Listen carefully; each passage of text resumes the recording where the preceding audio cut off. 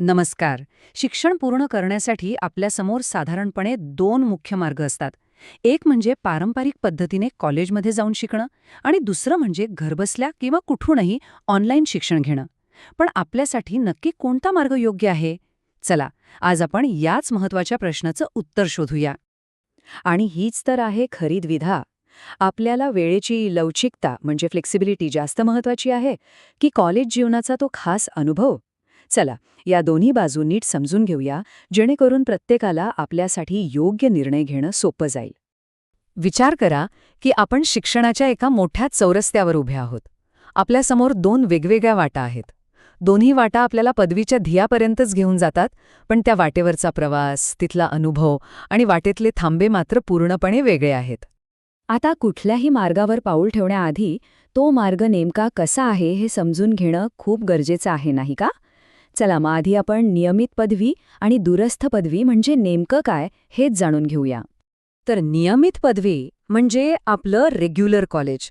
आपण रोज कॉलेजला जातो, वर्गात बसून लेक्चर अटेंड करतो, आपले प्रोफेसर आणि मित्रमैत्रिणी यांच्याशी थेट बोलतो. इथे एक ठरलेलं वेळापत्रक असतं, ज्यामुळे आपल्या शिक्षणाला एक प्रकारची शिस्त आणि चौकट मिळते. आणि ह्याच्या अगदी उलट आहे दूरस्थ पदवी म्हणजेच डिस्टन्स एज्युकेशन. ह्यामध्ये आपण घर बसल्या किंवा खरं तर कुठूनही ऑनलाईन अभ्यास करतो.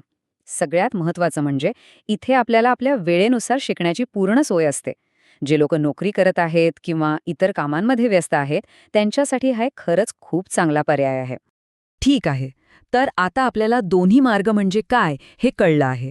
पण जेव्हा यापैकी एक निवडायची वेळ येते, तेव्हा खरी कसोटी लागते. चला, मग आता या दोघांमध्ये नेमके काय फरक आहेत हे जरा समोरासमोर तपासूनच पाहूया. चला आता मग बघूया कोण कशात भारी आहे आणि कोण कुठे कमी पडतंय. इथे बघा, काही फरक अगदी स्पष्ट दिसतात. दूरस्थ शिक्षणात आपल्याला स्वतःहून शिस्त लावावी लागते, तर नियमित शिक्षणात एक ठरलेली सिस्टम असते. फ्लेक्झिबिलिटीच्या बाबतीत तर दूरस्थ शिक्षण खूपच पुढे आहे. आणि हो, खर्चाच्या दृष्टीनेही ते परवडणार आहे. पण करिअरच्या मान्यतेचं काय? इथे एक छोटासा ट्विस्ट आहे. जरी दोन्ही पदव्यांना सारखं मूल्य असलं, तरी आजही काही कंपन्यांमध्ये नियमित पदवीला थोडं जास्त प्राधान्य दिलं जातं. आणि हाच तो सगळ्यात मोठा आणि महत्त्वाचा प्रश्न आहे, ज्याबद्दल अनेकांच्या मनात शंका असते. हीच ती शंका आहे जी अनेक जण विचारतात. कागदावर जरी सगळं सारखं दिसत असलं, तरी प्रत्यक्षात नोकरीच्या बाजारात या दोन्ही पदव्यांची किंमत खरंच सारखीच आहे का? आणि या प्रश्नाचं अधिकृत उत्तर थेट विद्यापीठ अनुदान आयोगाकडून म्हणजे आपल्या UGC कडूनच आलेलं आहे. UGC स्पष्टपणे सांगतं की जर दूरस्थ पदवी ही मान्यताप्राप्त विद्यापीठाची असेल, तर तिला नोकरीसाठी आणि पुढच्या शिक्षणासाठी नियमित पदवी इतकंच महत्त्व आहे. म्हणून निर्णय घेताना सगळ्यात महत्त्वाचा मुद्दा एकच आहे: आपलं विद्यापीठ UGC मान्यताप्राप्त आहे की नाही. आणि असं नाही की ही काही छोटी मोठी विद्यापीठं आहेत. भारतात अनेक मोठी प्रतिष्ठित विद्यापीठं दूरस्थ शिक्षण देतात. उदाहरणार्थ इग्नू म्हणजेच इंदिरा गांधी राष्ट्रीय मुक्त विद्यापीठ, दिल्ली विद्यापीठाचं school of open learning SOL, Amity University आणि जामिया मिलिया इस्लामिया. ही काही मोठी नावं आहेत जी दूरस्थ शिक्षणाची विश्वासार्हता सिद्ध करतात. कोणताही निर्णय घेण्याआधी नाण्याचे दोन्ही बाजू बघणं महत्त्वाचं असतं, बरोबर?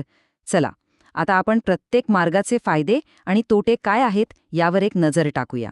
चला, आधी सुरुवात करूया आपल्या पारंपरिक मार्गाने, म्हणजेच नियमित पदवी कार्यक्रमाने. बघूया याचे प्लस पॉइंट्स आणि मायनस पॉइंट्स काय आहेत. नियमित पदवीचा सगळ्यात मोठा फायदा म्हणजे ते कॅम्पस लाईफ. मित्रांसोबत होणारी ओळख, वाढणारं नेटवर्किंग आणि प्रोफेसर्सकडून मिळणारं थेट मार्गदर्शन हे खरंच खूप मोलाचं ठरतं. पण दुसरीकडे वेळेचं बंधन आणि जास्त खर्च हे त्याचे तोटे आहेत. इथे आपल्याला फ्लेक्झिबिलिटीला फारसा वाव मिळत नाही. आणि आता वळूया दुसऱ्या पर्यायाकडे, जो आहे लवचिकतेचा मार्ग. पाहूया दूरस्थ पदवी कार्यक्रमाचे फायदे तोटे काय आहेत. दूरस्थ शिक्षणाची सगळ्यात मोठी ताकद म्हणजे त्याची फ्लेक्झिबिलिटी. आपल्या वेळेनुसार आपल्या गतीने शिकता येतं आणि खर्चही तुलनेने कमी असतो. पण ह्याचा एक तोटा म्हणजे थेट संवाद कमी असल्यामुळे कधीकधी एकटेपणा जाणवू शकतो. आणि हो, इथे यशस्वी होण्यासाठी प्रचंड स्वयंशिस्त लागते, हे विसरून चालणार नाही.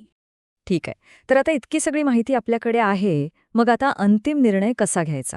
आपल्या वैयक्तिक परिस्थितीनुसार कोणता मार्ग योग्य आहे हे ठरवण्यासाठी काही सोपे मुद्दे पाहूया. तर मुद्दा अगदी सोपा आहे. जर कोणी पूर्ण वेळ फक्त शिक्षणच घेऊ शकत असेल, ज्याला कॉलेज लाईफचा अनुभव घ्यायचा आहे आणि कॅम्पस प्लेसमेंटची अपेक्षा आहे, तर नियमित पदवी हाच योग्य मार्ग आहे. पण याउलट जर कोणी नोकरी करत असेल, ज्याच्याकडे वेळेची कमतरता आहे किंवा कमी खर्चात पदवी मिळवायची असेल, तर त्यांच्यासाठी दूरस्थ शिक्षण हा एक सर्वोत्तम पर्याय ठरू शकतो. तर मग दोन्ही मार्ग आता आपल्यासमोर अगदी स्पष्ट आहेत. प्रत्येकाचे स्वतःचे फायदे आहेत आणि आव्हानही आहेत. आता प्रश्न फक्त एकच उरतो की आपल्या ध्येयांपर्यंत पोहोचण्यासाठी आपण कोणता प्रवास निवडणार आहोत.